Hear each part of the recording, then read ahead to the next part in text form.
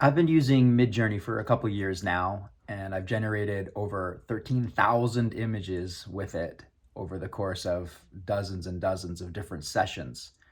And every session starts the same with the command imagine.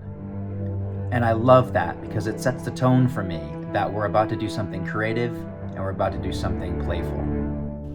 One of the things I love to do with Midjourney is to look through my older images and then remaster them with the newest version. Midjourney is constantly updating, so this is a fun way to keep playing with older images. In this case, the newest version doesn't work the way the old one did, so I have to come up with a workaround. I decided to do a new upscale on this old image, and then I could feed Midjourney both images and use its blend function to blend them together.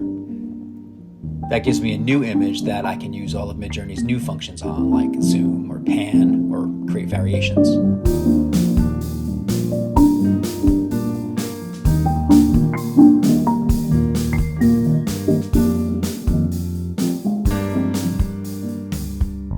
My goal here is to create a batch of images that I love that I could take into another tool, Artbreeder. Artbreeder has a mixer function, a little like Midjourney's blend, but Artbreeder allows me to use multiple input images, like 5, 6, 10 if I want.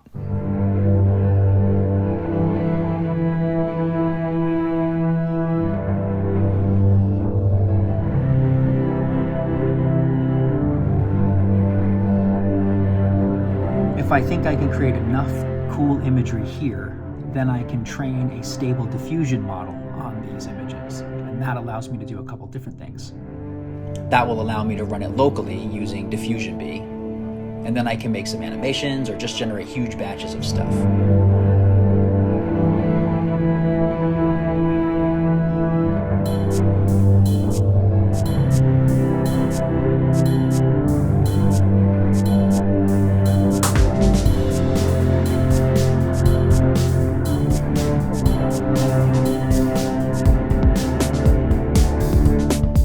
When I get some single images that I love that I think would make cool 3D models, I have a few options. I can use this free Hugging Face tool, or I can pay for this CSM tool to do it.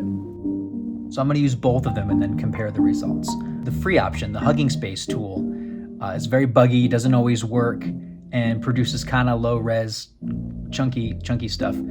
The paid option, the CSM tool, takes a lot longer. It does a really low res first pass, and then it refines it. It takes a couple hours to refine it.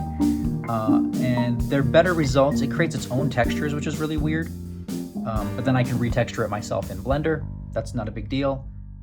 There's a third option, which is kind of a cheat in that it doesn't create a 3D model, but it's called Zoe Depth, and it extracts depth information that you can apply to a displacement model in Blender.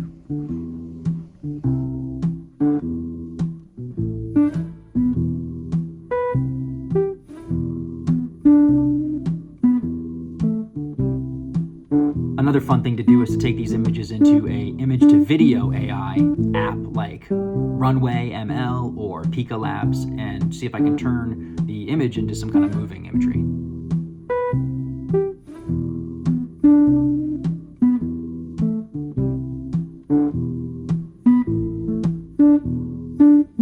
Once I have all this fun stuff gathered, I can decide what to do with it all. Does it inspire me to make a painting, maybe a digital piece on my iPad, or an animation, maybe a short film? If I do, does that need some music?